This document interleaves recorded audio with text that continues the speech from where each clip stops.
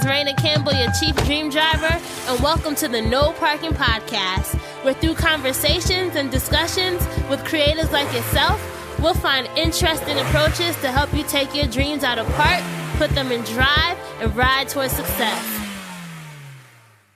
Even those days that I was so tired and I didn't get much sleep and I was literally exhausted, I was on such a high because I couldn't believe that this girl who had no real plan after college and switched her major was able to be performing in front of thousands of people. Hey, Dream Drivers. Welcome to episode 109 of the Dreams and Drive podcast.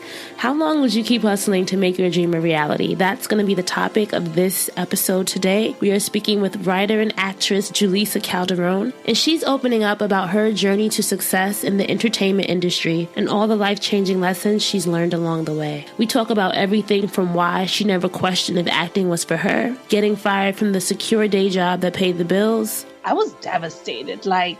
I cried so much. I just didn't know what was next. Especially, I'm out here in LA by myself. My family lives in Miami or New York. I have no family here. Landing a dream job at Buzzfeed, why she's so passionate about challenging Latino stereotypes, increasing representation for Afro-Latinas, and opening doors for other creatives of color. I want that little Afro-Latina to make sure that she can get that role because she's equally as talented as any other colored girl. And as you guys will tell from this episode, I just genuinely enjoyed talking to Julissa, hearing her story, and I think there's so much that we can learn from her. Show notes are available in the notes section of whatever player you're listening to and at dreamsanddrive.com. Just click on episode 109. And if you enjoy this episode, make sure to share it with a friend. Screenshots and reposts on Instagram stories, Twitter, and Facebook are highly encouraged. We're Dreams and Drive across the board, and make sure to use the hashtag Dreams and Drive. Enjoy. Hi, Julissa. Welcome to this episode of Dreams and Drive. Hi, how are you? I am so good. As we were talking about before we started the recording, you were asking me if I was from Brooklyn. I was so hyped, yeah, I'm not from Brooklyn, but I had that Brooklyn mentality. I don't know about your mentality just yet, but you definitely have the sound. I was like, okay, New Yorker in the house. No, I think it's growing up close to New York and you just kind of want to have that accent. But a lot of people in this North Jersey area have that wannabe New York accent, but we have our own little twang in there too. So, well, close enough. Jersey's closer than anything else. So, And you were originally from New York. You said that, right? So yeah, I was born in Washington Heights in New York, in Manhattan, and I lived there until I was about 5 years old, almost maybe 6. And then I moved to Miami. But interesting fact, I know since you're from New Jersey, I actually spent a lot of summers in Jersey. Where? In Bloomfield. Oh, that is right by me. That is 2 towns away because I'm in Orange, New Jersey. Oh, yeah. So we spent summers, my mom, most of our family lived in New York and Jersey. And so we didn't have a lot of family in Miami. So she would send us back for summers. And we spent a lot. My uncles lived in Bloomfield. So we spent a lot of time in New Jersey. All right. So you know what that Jersey grass, that Jersey air is like, right? Yes. Yes, I do. So one of the things I love to start our interviews with is to kind of go back in time, right? So if I had to say who was Julissa, the 8-year-old, how would you describe her? What was inspiring you at that time in your life? Oh my God, Julissa at 8 years old. She was a lot. And I'm a lot now, but I am definitely tamed. And, obviously, the older you get, the wiser you get. But Julissa at 8 years old was a lot in the sense of super bubbly, very personable. And one of the things that I remember a lot of my teachers saying was that I was a social butterfly. Mm-hmm. I was always talking to people. I was always inventing something in my house. My mom was always telling me, putting stuff together and telling me to calm down because I was literally putting on shows in my house. So I think the 8-year-old Julissa was gearing up to be the woman that I am today. Were you that talent show kid? Like, I know when I was in elementary school, I was in all the talent shows, and I didn't do normal stuff. Like, I used to make my own songs. I had a girl group. Like, it had to be original if I was going to do it. Yes, I was involved in everything. I was in plays. I was in show choir. I was in regular chorus. I was in the talent shows. I had a girl group. Like, I did everything. And luckily I had a mom who was like so supportive. So anything that I decided and wanted to stay after school to do, she was allowing me to do that. And that was the best. So did you, from that young age, want to be a performer? Like, was that the dream growing up? Yeah, I do. I feel like I always had that in my mind that I was going to be like the star. And it shifted after middle school. When I got into high school, I stopped doing any performances. I stopped like being in chorus. I stopped being in the theater department. I just wanted to be like the cool kid, and being in the chorus and in like theater, it wasn't necessarily like the cool thing to do. And so I geared away from it in high school. But I remember even in college, when I went back to wanting to do this entertainment, I remember like going through my stuff at my mom's house, and I found a book that I made in about 7th or 8th grade. And it was like my dreams of what I would do when I was like older. And it was like the ending project of the class. And I wrote like the whole thing, and I put myself as a stick figure performing on Broadway and being on TV and doing all of these things. So from a very young age, I had made my mind up. Wow. And you ended up going to the University of Florida, and you studied, what did you study? Go Gators, first and foremost. I went in as a nursing major. And that quickly went left when I was wait, hold on. Sorry, I'm not laughing at you per se, but it's just so, like, nursing major. It didn't even seem like nursing was something you wanted to do. Listen. This is the funny part about it, because you would think like, as a kid who made their mind up and had all of these dreams of what they wanted to do, they wouldn't steer any other way, because you're so gung-ho on what you want. But like I said, I thought I was too cool for school in high school. And so I didn't want to do that, but I didn't want to do the chorus and the other things. So I got into like a pre-nursing major in high school. And so that kind of just was like, okay, this is the cool thing. And even funnier, my mom always wanted to be a nurse, so she encouraged me to do it. And your mom is Dominican, right? My mom is Dominican, yeah. Okay. Both of my parents are Dominican, yeah. And it's interesting because so you're like, you don't want to let your parent down, because this is what she wants for you. And I think like, and all in all, she wanted to kind of live through me a little bit. So I wanted to make her happy. And I went into college as a nursing major after 2 semesters of not doing so well in chemistry. And that's to like just be real nice about it. I switched my major over to theater, and I was like, yeah, this is just going to be what I need to do, and I need to focus. So I double majored, and I graduated with a degree in theater and another degree in telecommunications production. What was it like finding theater and the arts again while in college? Like, what was that feeling like for you? Oh my God. I don't even know if I could describe it, but I can definitely tell you the day that it happened. So coincidentally enough, it's so crazy. Like, you would think that like the things that happened to me, you're like, you making this up. No, I'm not making this is really what happened. I was walking out of class, and I remember I took a different route. And so I was still a freshman, and I was like, I just need to explore. So let me just go this way and see if I could find the bus this way. And the route that I went on led me to the theater building. And I saw, and the whole theater building was like glass.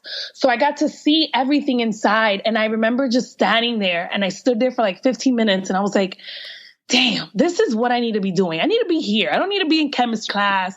I don't need to be in taking a million math classes to try to do something that I'm not really in love with. So I got on the bus, and I called my mom immediately, and I told her like I was going to switch my major, and it was about 5 to 7 seconds, which felt like 10,000 minutes, but it was silence. And then it was all right, well, if this is what you want to do and that's going to make you happy, I want whatever is going to make you happy. So I remember that feeling of, I think I went through like 3 different periods. So I went through the first feeling of reminiscence when I seen the theater building. And then I went to like a very, very scared place when I was about to call my mom and I decided that. And then after hearing her words of reassurance, I like felt a little bit of like relief mixed with excitement for what was to come. Wow, that is just so amazing. And I feel like, do you ever wonder what your life would have been like if you had not have had that, like, you know, you didn't take that walk that day, or if you had kind of just stuck with nursing? We probably wouldn't be having this conversation right now. Girl, we wouldn't be having this conversation and I'll be probably miserable. I'll be miserable. Definitely. So after graduation, then what was the plan? Like, how were you going to make a career out of having a theater and a telecommunications degree? Like, what was Julissa going to do? You know, there was no plan. That was the worst part about it. Cause what does a person coming out of like with a theater degree and a production degree think that they're going to do? Like, do you have a set plan? You know that when you get out of college, most people, if you get that engineering degree, if you get, you know, a nursing degree, that's when you know you have something set. Yep. But I didn't have anything. I was like, oh, okay, well, I guess I'm about to go home again. So I did. I moved back to Miami, with my mom. And I was unemployed for about 4 months. And those were the longest 4 months. Like, I was trying to apply to places that kind of fell into the field, like working at a news station, but I didn't have any experience. So they were not trying to hire anybody with no experience. What year was this? Just to give our listeners kind of like a time frame for things. A time frame. Yeah, I graduated in 2011 from college. Okay. Yeah, so 2011, in August of the summer, in the summer of 2011, I moved back home, and so I didn't get a decent job until this November, December area, like that time, and that was really frustrating. But you just figure it out and things flow, and so I just started working as a waitress. I was like, all right, I'll waitress and I'll just try to figure it out.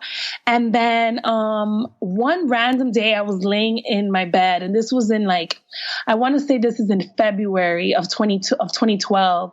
And I'm laying down and I decide just to go on a website, and it was backstage.com. Mm-hmm. And they had listings of what was happening in the area, like theater and shows and things for casting. And so I went on, I saw that they said something about a play. And so I went to playbill.com, which had more information. And there was an open call for an off-Broadway show that was going to Miami. And, I was like, okay, it just so happened that it was going to be the following week. And I had an audition. I hadn't done nothing in theater for over 8 months. So I was is that bad for when you think about an athlete, you have to practice all the time. Mm-hmm. Is that bad for an actor or actress if you haven't been practicing? Okay. Yeah, it's the same thing. It's a muscle that you have to work on, and you have to nurture, and you have to keep going so that when you get in that room and you're auditioning, it's not your practice. You already practiced. So this is the real thing. You know what I mean? Mm-hmm. And so I was kind of a little naive, I would say too. I didn't know the business aspect of all of it. So I think the naiveness actually helped me, because now I know that I can't go into an audition without prepping. But I didn't know that. So I was like, I don't care. I'm about to go audition. I'm book it. And sure enough, I booked it. And so that led me to that opened the door to so many things. And that was, it's called The Donkey Show. Mm-hmm. It was in the Adrienne Arsht Center in Miami of the Performing Arts. It was my first off-Broadway show, and it was huge. And I met so many actors in this play, and they kind of molded my thoughts and showed me a lot of the business side and gave me a lot of insight on what was to come from my acting career. Do you remember some of those lessons that you learned during those early days? Oh my God, yes. One of the biggest things they always told me, one girl told me, it was Carol, I remember. She was just talking to me about like, because I was like, I don't know what to do. How do I navigate this? How do I find an agent? Like, what am I supposed to do? And she's like, all right, well, a lot of agencies don't take people without credits.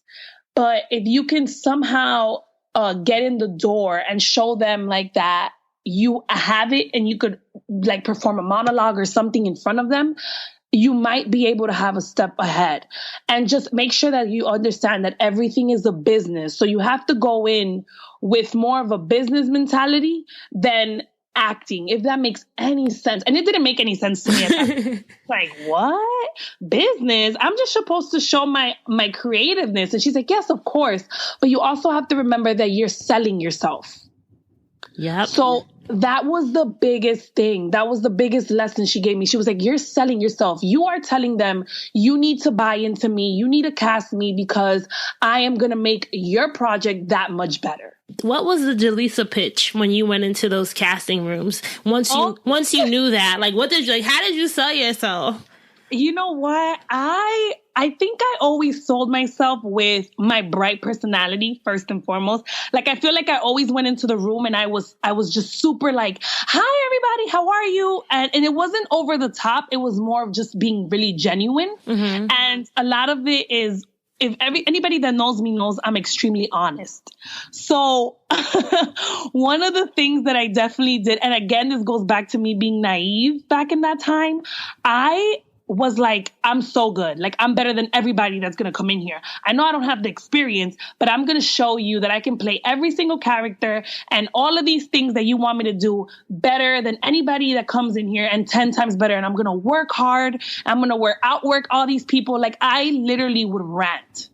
and as it was probably like annoying to them, but I know that there was some sort of genuineness that they saw in me and they believed that allowed me to keep booking. Because I booked in the span of 2012 to 2013, I booked 4 off-Broadway shows in Miami. What was the time commitment for those? Like, were you doing 2 at one time? Like, I'm not in the theater world, so sorry if that question sounds crazy. But like, how do you manage booking 4 off-Broadway shows? Only 2 of them overlapped. And the time commitment was definitely a lot. So I ended up quitting my server job because it wasn't working out for the time frames. Because a lot of the shows, they're on the weekends and at night, theater shows, and waitressing is usually at night. So instead, I had a part-time job working for Aflac. I had the most incredible boss. She was one of these women who was just so gung-ho on your career and making it happen that she would let me leave early all the time for whatever I needed to do. It was basically me leaving from work, working from like 9 a.m. to like 2 p.m. and then leaving and driving to wherever I needed to be to rehearsal from like 3 to like 12 o'clock at night. And this was me doing it like 5-6 days a week. It was a lot. Was there ever any time during this period where you were like, why am I doing this? Or were you just so high on the fact that you were putting things into motion? I never questioned why I was doing it, because even those days that I was so tired and I didn't get much sleep and I was literally exhausted, I was on such a high because I couldn't believe that this girl who had no real plan after college and switched her major was able to be performing in front of thousands of people, Mm-hmm. So it was never a question. I never questioned it. I was just so happy about it. Was there anything during this time that was like a challenge for you or something that you didn't expect that you would have to deal with alongside trying to build your acting career? I would say managing like just my life in general. Okay. At this time, I will say from 2012 to 2013, I had no social life. And that was that's kind of a little struggle because, that keeps you sane. Your friends and your family and all of those things, that's what keeps you humble. That's what keeps your mind, at ease. And I felt like at that time, there was no time for friends or no time for partying or no time for family or fun. It was just work, work, work. And at 21 years old, that's not easy. to maneuver. So I think that was one of my biggest challenges, was not having a social life and trying to remain like sane. Was the money worth it though? You know how sometimes you're like, all right, I don't have any friends, I'm not doing anything right now, but at least I'm stacking. Or is theater? No. Okay. The money was definitely not worth it. It's theater, first of all. Okay. And unless you're like on doing some mainstream Broadway show and you are a name, you're not getting paid what you would want to get paid. You're not getting paid like TV or film. So it was definitely not a lot of money, but I was just so happy. And it was exciting to like gain the experience, but there was no money. So I was just like, all right, well, I guess I'm saving money at this point because I'm not going out and I don't have a social life. How did you end up in LA then?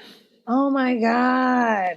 So in senior year, my senior year of college, I had a teacher who talked to us about this project this thing that ABC had, which is like this diversity program where they take a few people every year and they kind of mentor them. Mm-hmm. So they have like a writing portion, they have a production portion, they have an acting portion. And this teacher was in my production class, and she was telling us like they could teach you how to be the best producers, and you just have to submit your stuff. And so I went on the website, but it was not for the production. I went on to see what they were talking about in the acting world, and I submitted my headshot and my resume, and I told them about myself, and they called me in for an audition in 2013. But the audition was in LA, and I was still in. So I was like, all right, I'm going to do it. I'm going to just take a trip out there, even if I don't book it, but I'll take a trip. And so my mom called my aunt, because we didn't even have the money to put this all on her credit card. Mm-hmm. And we put the trip on my plane ride on the credit card, and my rental car on her credit card. And I came out in 2013 to Los Angeles to audition, and I didn't book it. And damn, you found out like then? Like they didn't. Well, they never called me. Oh, okay. They never called me back, and I came for the audition, but I ended up, I had a round trip flight. I was supposed to be in LA for 5 days, mm-hmm. And instead I ended up not getting back on the flight home. Did you miss it, or was it purposeful? I purposely decided I was going to stay in LA. And you had so all your stuff was still in Miami. You just everything. I had no car. My car was still in Miami. I still had my job at Aflac. I just took like a leap of faith, and I was like, all right, well, I'm already here. If I think that I'm going to go back home and continue to try to save money, I'm never going to do this. Mm-hmm. So I talked to my mom, and I was like, what do you think?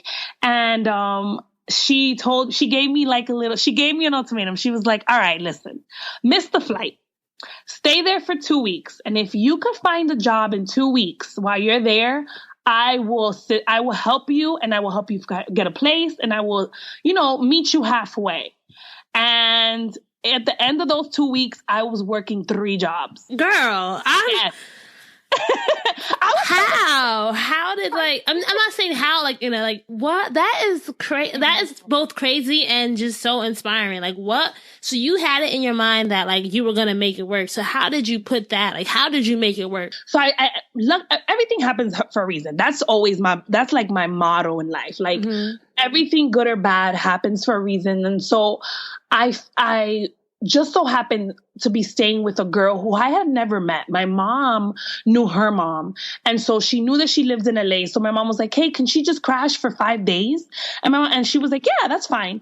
So when I get to LA, this girl had just moved to a new place. And so she hadn't found a roommate yet. Wow. And exactly. So I told her, listen, I don't have money right now, but I can pay you weekly. I just need a place to stay. And she was so nice. And she was like, you know what? Let's do it. That's fine. And so I literally worked a server job.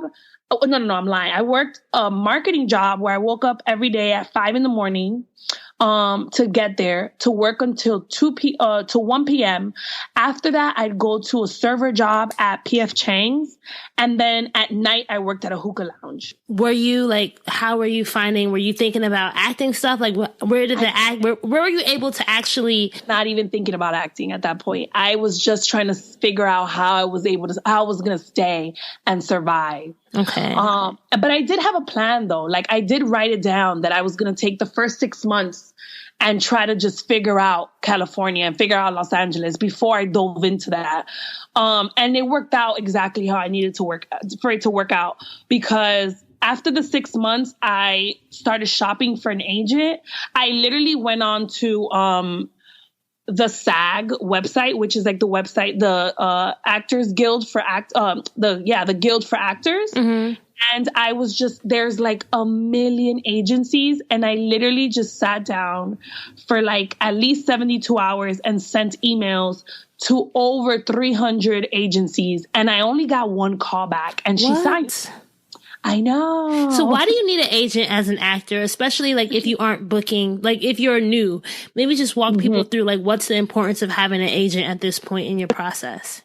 Definitely. Well, an agent or manager, either way, either one is going to help you. But the thing is, unfortunately, in this industry, people don't take you serious if you don't have one.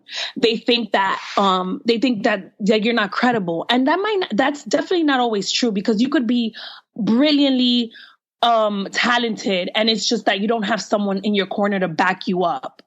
And I think that the biggest thing of having a manager and agent is the fact that they're going to pitch you. They have the connections already.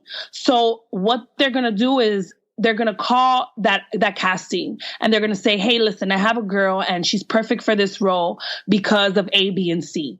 And this is her work. And they're going to listen to that agent because they're credible.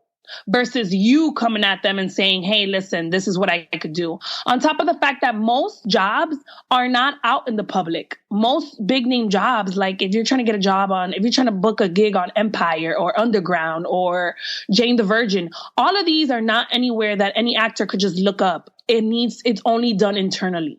It's kind of having like when you're a real estate agent, you have like that good list, not the one that they have online, or the bad apartments. Exactly that. That's exactly how it is. Like I can't submit myself. There is a website. It's one of the websites that I think is great, and I'll let you know so everyone can hear it. It's Actors Access.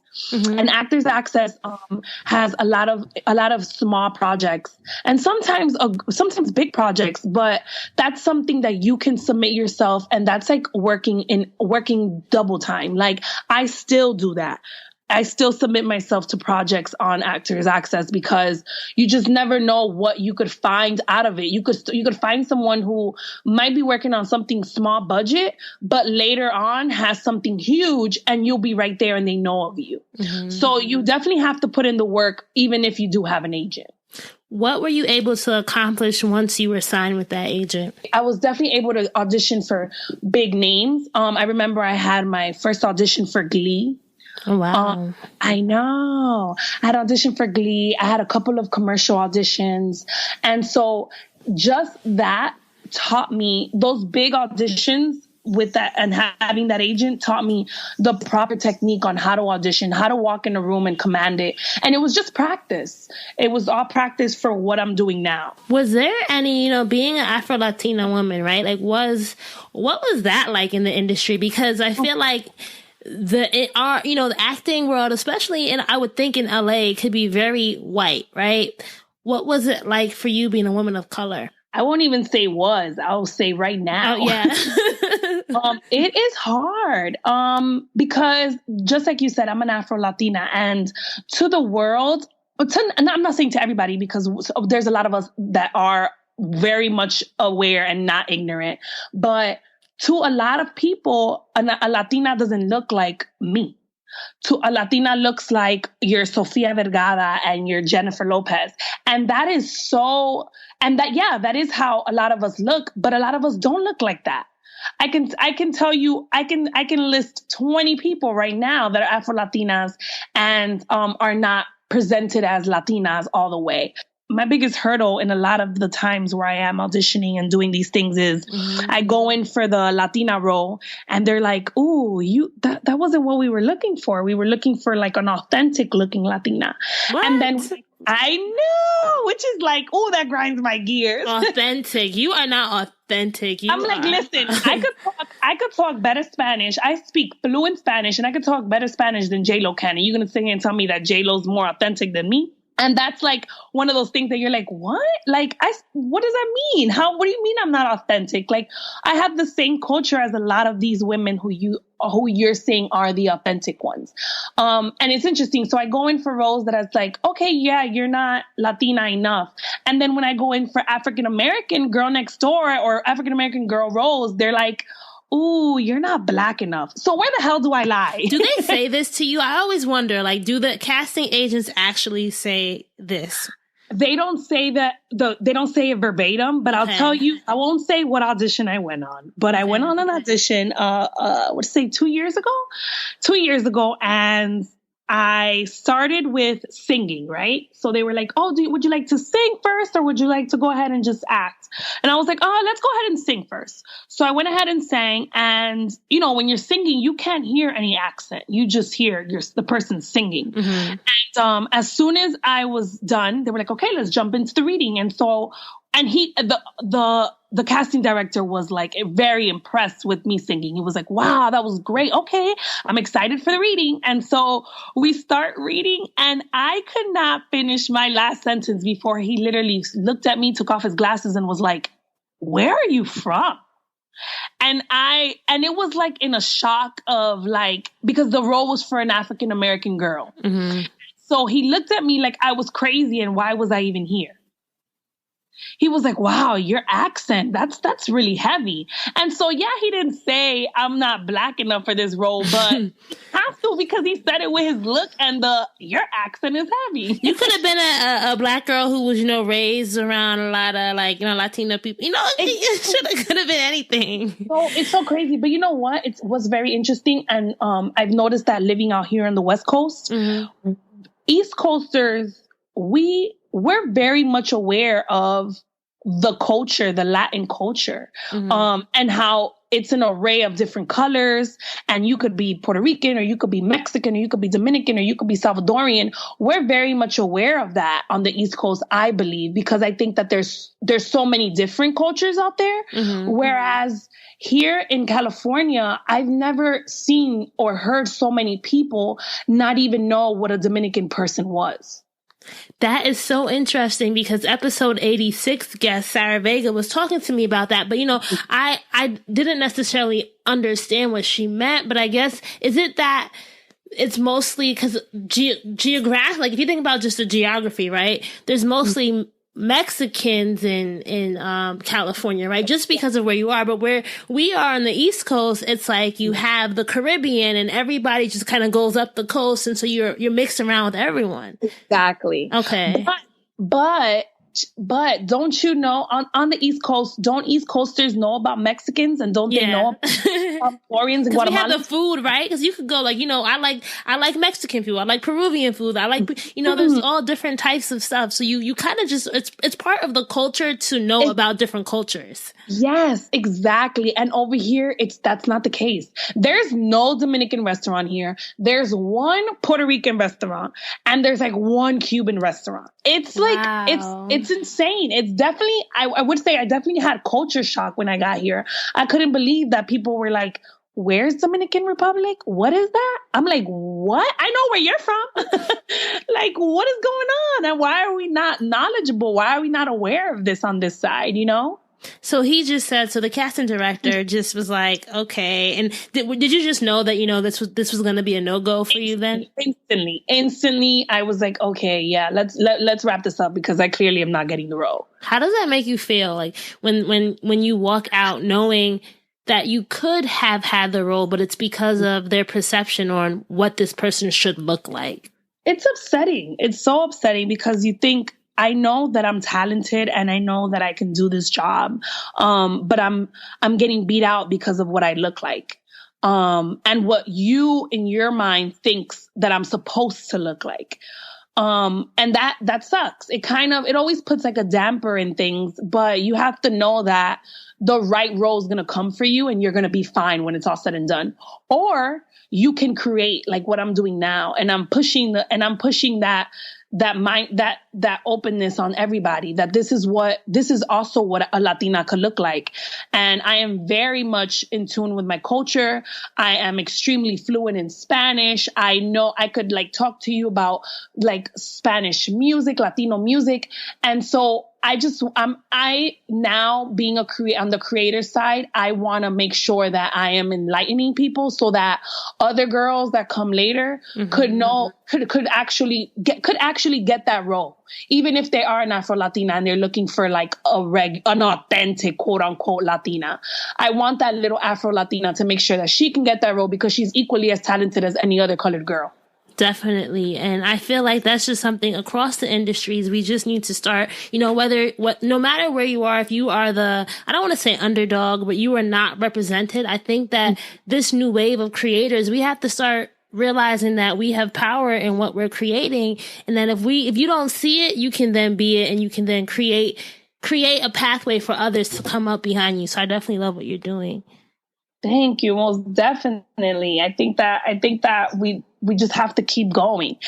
It'll eventually turn. It'll eventually be more in our favor. But I think that, the West Coast is catching up. Because if you look at TV, one of the things that if you notice, I study this. So if you look at shows like, let's say, Power, or what else is shot, or Orange is the New Black, these shows are filmed on the East Coast, and so you see all the different colors of Latinos, and you hear Dominicans, and you hear Puerto Ricans, and you hear Cubans. So I just hope that shows like that are big like that can influence the other shows into knowing like, there's so much culture out there. Who's the person that if you want a diverse cast, you have to influence? I feel like you wording it like that. I think that definitely being on the West Coast or being on the East Coast, you're going to see a difference in that. Because again, we're going back to being aware and seeing your surroundings and the surroundings in New York. If we're filming in New York, you're not going to cast a whole cast of white Latinos because that's not the reality. But if we're going to be here in California, then the reality is that you're seeing more Mexicans and you're hearing about more Mexicans than you do of Puerto Ricans and Dominicans. And so we're going to cast and we're going to write for the Mexicans. So there definitely is like, it could be like the writers who are the ones creating the stories that are being influenced, who then it kind of just works your way up from there. Yeah, definitely. I think so. So I want to make sure we get to the story that, I think the last time I checked, you had like over 2 million views on this video. You recently released a video where you talked about your journey from going from an actress, your journey from going from a waitress to a Buzzfeed producer in 1 year, right? Talk me through that. So you were working a server job alongside doing acting gigs and all that, and you got fired. Why did you get fired, and what happened next? It's so funny. So many people kept asking, like, why she didn't mention why she got fired? I mean, you don't have to mention it. You could like allude to it, but you know what? I'm gonna mention it because it's so interesting, because you would think like, oh, she probably messed up. She did something wrong. And I'm a big believer in God. And so God puts people in places purposely. And so I had someone who was not, I would say, God influenced around me. And in this restaurant, the chef kind of threw me under the bus. So a little girl, I was serving a table and the little girl had an allergic reaction. The father was so adamant about this little girl's allergies and how vital they were to her. And so I ended up talking to the chef, and the chef took the order so that it could be like, make sure that everything worked out the way it was supposed to. Now, when do you see a chef taking an order for a table? Never. So the chef took the order, and just so happened that the little girl ended up in the hospital. Wow. And so since it was the chef, he's not going to take the fall because clearly he wasn't godly enough, and he clearly wasn't man enough. So he told the manager that it was me and that I took the order wrong, and I was fired. And that was something like the manager he couldn't just brush it, under the table because she went to the hospital, right? The manager, instead of looking into it, because the manager wasn't there that day, instead of like asking me what happened and trying to figure it out, instead the manager just took the chef's word for it. Wow. And the restaurant that I was at was chef driven, so he had a lot of say in that, what went on in that restaurant. And what was that like for you? Like, 'cause I know you were saying that, acting at this point, it wasn't the main hustle in the sense that it wasn't paying all your bills. So, this job meant something, like it was part of your livelihood, right? Oh my God, yes. I was working at a 5-star restaurant. So it was definitely covering my bills and some. And for me to just get fired, I was devastated. Like, I cried so much. I just didn't know what was next. Especially, I'm out here in LA by myself. My family lives in Miami or New York. I have no family here. And for me to just think, how am I going to pay my next month's rent? Because obviously I have a little bit of money, but that's not going to cover me for long. And so it was the whole process of figuring out what I was going to do next and trying to, and being so sad that I didn't even want to look for another job. I was literally so distraught that I was like, I'm over serving. I don't want to serve. So it was what am I going to do next? I don't know if I have enough money to even cover myself for the next couple of months. And I don't want to get another server job. What am I going to do? So what were you doing in the meantime? And this is actually a question from one of our listeners, Sarah. She wanted me to ask you, during that transition period, what were you doing? I'm going to be so honest with you. And and Sarah, here you go, girl. I actually collected unemployment, because I was fired, and I was like, all right, well, this is my tax money. Like, I'm going to collect unemployment until I figure this out. And I did that. And so I collected unemployment just for a few months, because it wasn't, unemployment doesn't cover your bills. Listen, you think like, damn, unemployment, getting fired. I was honestly a little embarrassed. Like, dang, I'm on unemployment. But I eventually was like, whatever, like, I'm on unemployment, and this is a good thing. I'm on unemployment because that allows me the liberty during the day to figure out my next step. So now, even though you're not working for a paycheck, you need to be working for yourself to set yourself up. Although I was really sad, and it's crazy. I filed for unemployment the day I got fired. Like, I play no games. I did not. I was like, nope, not doing this. I can't look for another server job. I just cannot do it. And so a couple of weeks later, like I said in my video, I went to go like write in my journal and just to like relieve myself and document, because I write everything.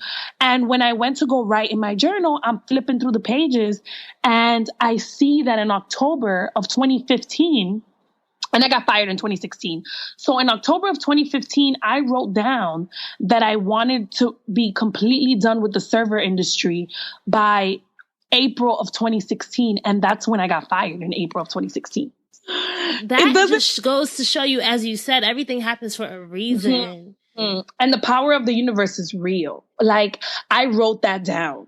And although it wasn't constantly in my head, because I forgot that I wrote that down. But clearly when I wrote that, I was very intentional.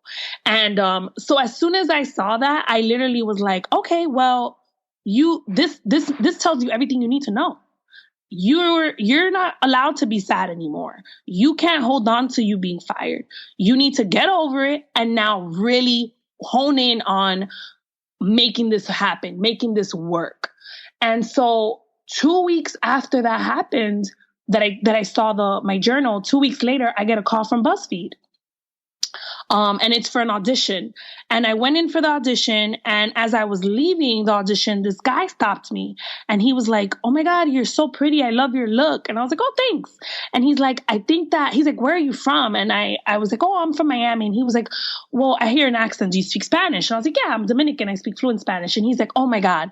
He's like, "Do you have a headshot?" And I was like, "Yeah, of course." I gave him a headshot. He's like, "We have a Latin department here, and for some reason, your energy is giving me like their like feels. Like, I think that energy is real. Energy is real." He literally was like, "Something about you is telling me that you'll be great for this channel." And I was like, "Oh, okay." So he introduced me to the lead of the channel, which was outside. And his name was Curly. I was introduced to Curly, and I was like, "Oh, nice to meet you." And he's like, "Okay, great." So I didn't think anything of it. I was like, "Okay, great." Like, I left another headshot. Like, that's just what it is. And a couple weeks later, they called me to film my first episode, my first video. And it was 10 things Dominicans know to be true, or 11 things Dominicans know to be true. And the producer on that channel, it was his first producing video. And he just so happened to be a Dominican dude from the Bronx. Girl, your life is just set, like, oh my gosh. Okay. Sorry, I'm getting excited. Okay. Oh, you be that's good. So yeah, he just happened to be a dude from New York, and he was Dominican, and he literally was like, "You are funny. Like, you're everything that we was hoping for. Like, this is great." And luckily for him, he was the person who got me in the door. He kept calling me back for more videos. He was like, "Oh no, you're too good. Like, me and you, we're going to make magic." And we did. And he became my mentor, and he's the one who pushed for me to get a residency for Buzzfeed. And I had no experience in production. Although I got my degree from it, I didn't practice it.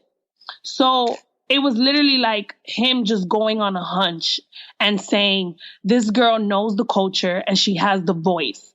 And if you know the Latino voice and you're talented, that's all you need in a place like this. We can teach her the rest." And he fought for me. And I went in and went for my residency, which was, they didn't even want to give it to me, which is crazy. So they gave me 1 month.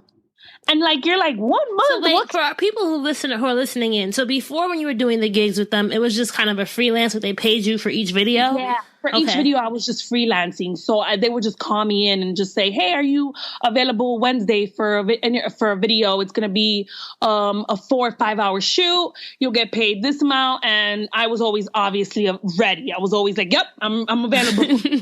So yeah, it was basically just freelancing. And I freelanced for about, I would say, from April of 2016 to February of 2017. So what was a residency like? Like, what's the difference?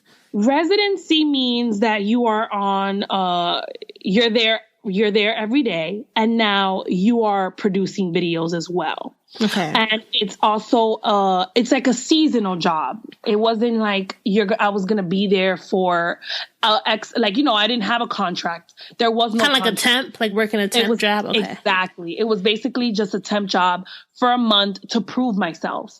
And luckily for me, I came with it. My first video was, Pelo Bueno, Pelo Malo, which means good hair, bad hair. Mm-hmm. And that did very well. It was picked up by Huffington Post and Vibe magazine. So I was like, "What? How?" My first video. And then my second video iterated, it was a parody of the Hurt Bae. You remember that video? Oh my gosh. Yes. Yeah. So I did my own parody of it, and I replaced the cheating and infidelity with food. And my boyfriend eating food without me. And that video went viral, and it had over 50,000 people shared it on Facebook in a matter of a week. Clearly that led to BuzzFeed really like seeing that I was able and very much capable of producing for them. So what do you do now as a producer? Like, I know you definitely still star in a lot of the videos on Pelo Like, but what other, like, what are your responsibilities now? And is it a full-time job now, or is it still kind of just a temp and you're still proving yourself? No, now, I mean, you're always proving yourself, you know? I think I'm improving myself to myself. most of all. That's what I focus in on. I'm not worried about proving myself to others at this point. I'm just trying to outdo myself in every video. And now I'm a full-time producer. So my responsibilities are from the smallest idea to executing that idea, to writing a script, to renting out the equipment, to setting up, to shooting it, to later and at the show, and while shooting, directing, and sometimes acting simultaneously, and then after editing it and packaging it for you all to see. That's a lot. Girl. That's the first thing that came to mind. It's so much. It's definitely, you have so many hats on when you're doing this. And you're producing, you're writing, you're directing, you're acting, and it's all in the name of the game. And I will say that I wouldn't trade it for nothing in the world, because it's one thing to be on the actor's side and in front of the camera, but it's another thing to view it from another standpoint and behind the camera and seeing all of the beauty that goes into making something. Mm-hmm. So although you see these 3-minute videos or 4-minute videos, it didn't take that. It took hours on a set. And it's a lot, but it's definitely rewarding when you see people that are like, wow, like you spoke to me, or that's what my mom used to do, or laughing hysterically. So it pays off, mm-hmm. and it's a lot of work, but you gotta fight for what you want. And this is definitely the platform to showcase to the world what I can do and my talents. And everything happened so fast, right? Because you said you got fired in 2016 and it's now 2017. Mm-hmm. Do you ever feel cause some people, you have let's say I started a YouTube channel, right? And I have my YouTube channel, and for the first year, I'm probably getting 100 views per video, mm-hmm. but I'm learning and I can adjust. But you got, you started off and your videos were going viral. How did that affect the pressure? Because I would feel like I'm under so much pressure, and it's wait, I'm still a newbie here. I'm still a newbie. The pressure was real. The pressure was so real. I had nights where I didn't sleep because I was like, oh my God, I got to finish this. And what if it sucks? And mind you, I didn't even know how to edit. So now I'm editing videos and I didn't even know how to use the program. So it was like self-teaching myself. It was a lot of pressure, and it was a lot of staying up late and a lot of hours at the office and asking a lot of questions. But I always stayed open, mm-hmm. and I always was I was always picking people's brains so that I could figure it out. And I was always watching people. And that's one of my biggest things. My thing is you're always going to be a student. You should always remain a student of the game, of whatever it is that you're trying to do, because we can always get better at it. And there's no way that you can say that at 75 and if you're still alive and healthy, you can't still learn and grow. Yeah. So for me, it's this is a process, and I just want to make sure that I'm always open to ideas and learning and trying to figure and making mistakes so that I can learn from them along the way. And now that you're on the other side, right? As you were saying before, being an actor and now being a producer on the other side, what are you noticing about the industry and your ability to influence change? I will say that you can't, it's funny, my boyfriend says this, he says, don't ever, which I think he quotes, is this Maya Angelou? It might be. Mm-hmm. Don't put it up or don't put it down. And that's one of the biggest things, one of the lessons that I think I'm trying to still put in my head. And that's when you say, I have this platform, and some YouTubers are just starting and they get 100 views and they're like, damn, I'm trying to get to 1 million views. But in this case, I have the platform and I'm getting these millions of views, and they're like, oh my God, this video was amazing. But then you're dropping that next video and it doesn't do as well. Mm. And so then you start to second guess yourself and if you're doing this right. And that's one of the biggest things where you're not going to hit a home run every time. You're going to strike out. like, that's okay. But you just better make sure that you're going to keep working at it so that you can keep getting those home runs and not strike out every time.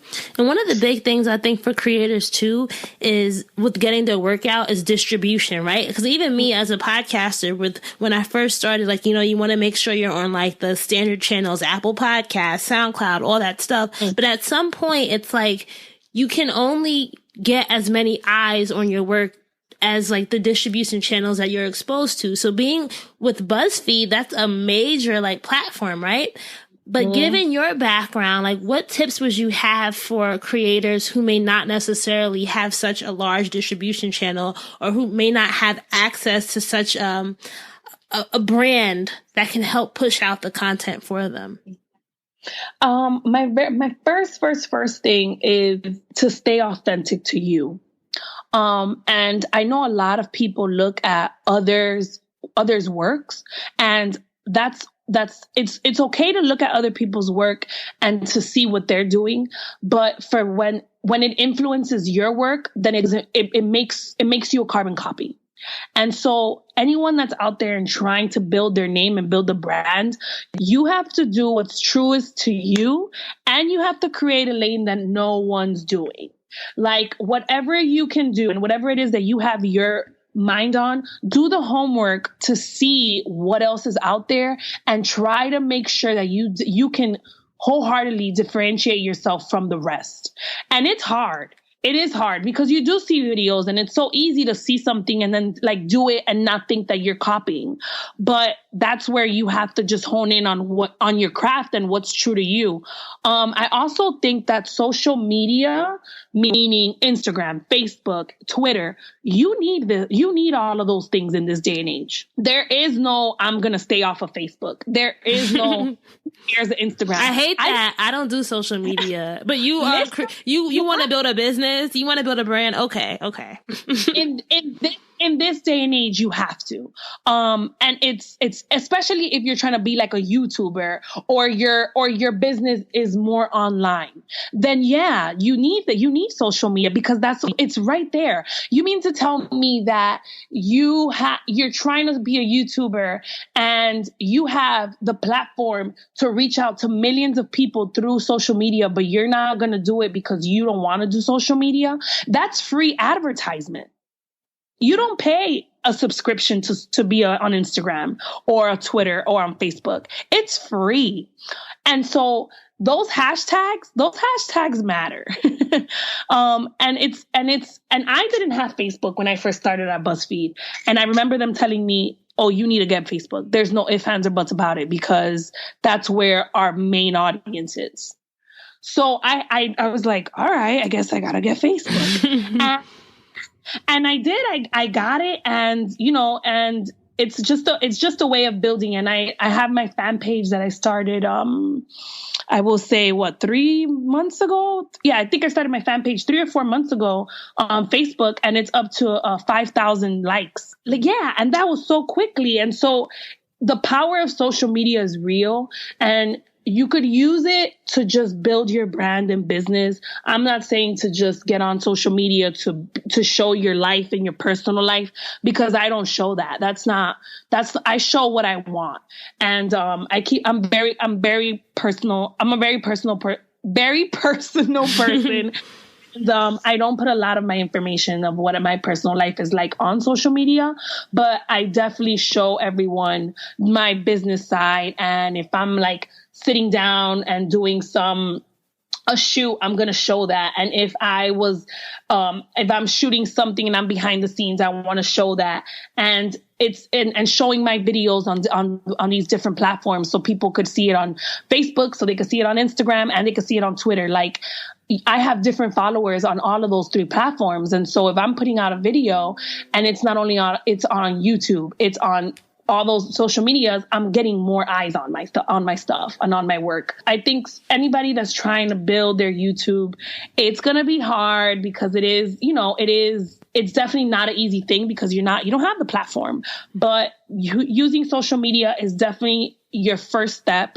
And I cannot stress it enough that hashtags are such a big deal. Thinking about that lesson you learned from, I think you said when you were in Florida working in the theater, how that woman kind of just sat you down and gave you the rundown about the business side of things. Now that you are working at BuzzFeed, you have access to like the behind the scenes of the industry. What are like the biggest entrepreneurial lessons that you're learning now and putting into effect? You know that what the girl told me in Miami about you being a business, I still have that in the forefront of my mind. Like, you are a business. So you have to hold yourself as a business, and you have to be very strategic in everything that you do. You can't do anything for anybody, in the sense of you have to do whatever makes you happy. So when you are creating the work, create something that, one, is true to you, and two, you could see this 30 years from now and still be happy about the work you put in. That's one of my biggest things. To have a successful business, you can't make something like everybody else. You can't be the Target. You can't be Target and do what the 99-cent store is doing, and what Big Lots is doing, and what Walmart is doing. You have to be Target. So just be you. And that's just my biggest thing, is just making sure that you go into everything wholeheartedly being honest to yourself, and making sure that if you watch something 30 years from now, you're still proud of the choices that you made. I love that, because I think a lot of people, especially when you're excited, you don't think long term, right? Like, let's say you get this job offer where it seems at first glance to be the best thing, but you don't read the fine details, right? You don't read the contract. You don't read those little things that they may not tell you face to face. And I think that I love what you mentioned about just making sure you're thinking about long term, because maybe I can ask you this, like, what kind of legacy do you want to have? Because what you're doing now is going to be what people remember you for. So what's that? When you think of legacy, what comes to mind for you? When I think of legacy, I think of brown and Black girls. That's like my first thing that I think of. I think of making sure that I am the piece that can open doors for others, especially the Afro-Latino community. I think that that term Afro-Latino is new, relatively new. I didn't hear it 10 years ago, and I didn't think about that stuff 10 years ago because I wasn't aware. So I just want to make sure that I can be the punchy bag. I can be the guinea pig. I can be the rat in a science lab. And I will be perfectly fine with that, so long as I'm able to open doors for other girls later on. And my legacy is just always to remain true to me, to my culture, and to make family can never Google me and be really ashamed of it. Listen, you don't want to have someone cursing you out in Spanish, right? I'm so happy that I get so much love from the people, and they're like, you know what, you represent us so well. And that's all I want to do. I want to make sure that whatever I do it right. I do it with authenticity, and I do it knowing that I'm not only representing myself, I'm representing a whole bunch of different people and many different countries. So I have a dream driver question. I definitely want to make sure I ask this one. This is coming from Shanetta, and her question is, what advice would you have for that person saving up to go to LA to obtain a paid residency or their first started job? She said her first trip was very expensive, and there was a very big learning curve, just learning the city and the area. So she wants to know, like, what tips would you have for that second trip out to LA? I don't want to sit here and say don't save up, because that'll be stupid of me, because I should have saved up. Wait, whatever happened to your stuff in Miami? Did you ever go back and get it? No, you know what? I quit over the phone my Affleck job. And like I said, that woman, her name was Marta. She was so amazing, and she understood. She was like, you know what? You stay out there and you figure it out. And she was so great about it. She sent me my check in advance, my last check. And then my mom was like, I can't rave enough about my mom, but she started shipping my stuff every 2 weeks in boxes. Okay. And would send one box every 2 weeks. And eventually I had all my stuff. I ended up just buying a car and leaving my car to my little brother, and everything just ended up working out. Okay, so to answer Shanetta's question, I don't think that you can't ever plan, and you can't ever really fully plan it, because we have a plan and then God has a plan. So you can go ahead and plan everything that you want, but it's not going to work out how you want it to work out. So for me, it's just come to LA with an open mind, and don't turn anything down, because in the sense of, don't think that you can't have two roommates because you never did that back home and you're too grown for that, and that's not what you want to do. Sometimes we have to make those sacrifices. Sometimes you're gonna LA's an expensive city. It's not easy to just come out here and make it and do what you want to do. It's not. So never be too good. Never think that you can get up and work a marketing job, like a telephone marketing job at 5 a.m, or work that waitressing job that doesn't pay a lot. I definitely think that you can, you could go ahead and plan whatever you want.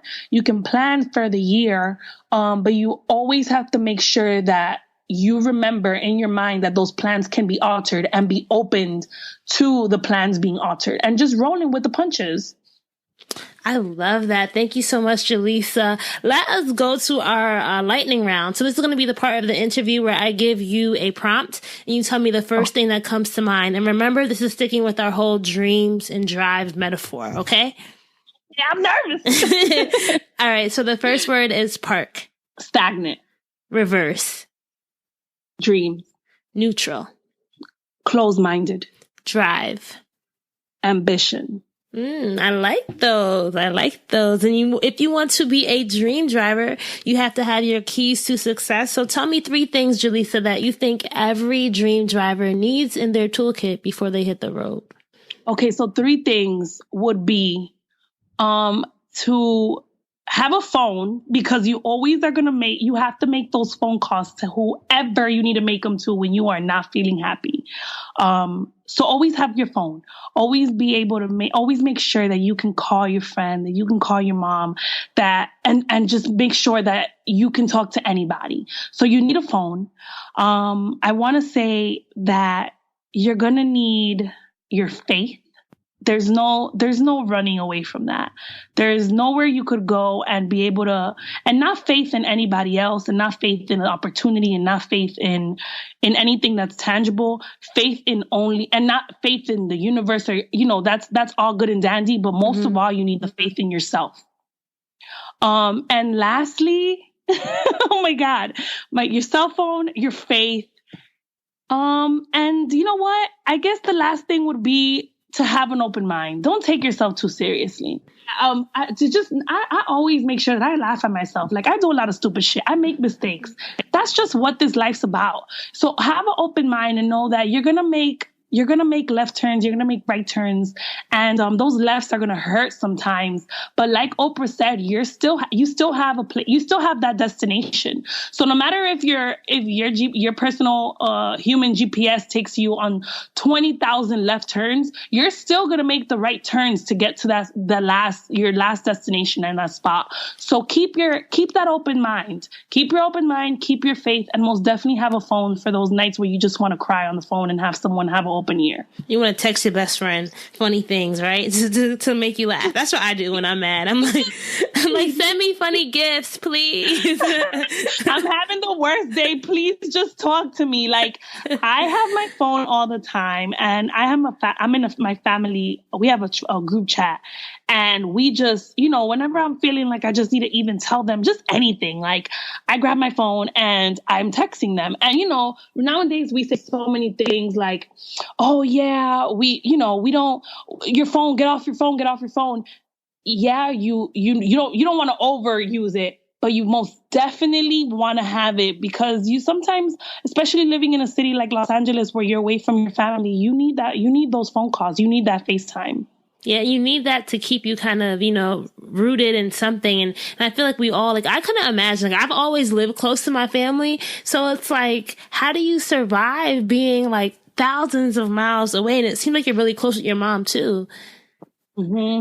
You know what? For the first 2 years I was here, I'm on 3.5 years. For the first 2 years I was here, I would go home every 3 months. Okay.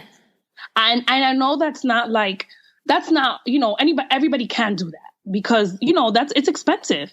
But I was so homesick that I didn't care if I was broke after coming back from home. I just needed home. And so it helped me to finally stay in LA and not go home so much. That's where the turning point was for me to try to find family and friends here so that I wouldn't have to go home as much. But I ended up just finding friends and just, knowing that I was going to have to make some sacrifices and it was going to hurt to miss out on like my brother's birthday or miss out on my nephew's birthday or my cousin's graduation. But I'm doing this for a cause and, we're all going to live better once, everything goes into drive. Yes. Oh, that was such a perfect way to end. Thank you so much, Julissa. Can you tell our dream drivers where we can find you online if they want to check out your pages, your videos? Let us know where we can get you. Yeah. So on Instagram, I am La Julissa, LAJULISSA. On Twitter, I am La Julissa again, but between the La and Julissa, so LA_Julissa. And on Facebook, my fan page is Julissa Calderon Acts, as in ACTS. All right. Thank you so much. Thank you so much. It was my pleasure, and it was so great to be on Dreams and Drive. All right, so that's a wrap for episode 109 with Julissa. I hope that you enjoyed hearing her dream driving story and her keys to success. And if you love this episode, the best thing you could do is to pay the inspiration and motivation forward. I encourage you to share this episode on social by screenshotting it and reposting it or just simply sharing the link. Remember, we are Dreams and Drive across the board, Facebook, Twitter, and Instagram. And make sure you use the hashtag Dreams and Drive when you're posting and sharing. And if you are not already part of the Dreams and Drive Facebook group, please, please, please come over and join us. All you have to do is search Dream Driver Mastermind on Facebook or just go to dreamsanddrive.com/Facebook to sign up and request access. Lastly, thank you to everyone who is subscribing via their podcast players and everyone who has left us a 5-star review on Apple Podcasts. I truly appreciate it. And if you want to leave one, if you haven't already left one, please, please, please do so. Now, here's a message for today, and I really mean this. I know I always say keep dreaming, keep driving, but if you feel like giving up, remember that your blessings may be right around the corner and you'll be doing yourself a disservice by stopping now. Keep the faith. We'll talk again in episode 110, and our guest is going to be Tiffany Gatlin, founder and creator of the beauty brand Latched and Hook. And we've been on a story roll over these past 2 episodes, and this next one is one you do not want to miss. Can't wait to talk to you guys again in episode 110. Talk to you soon.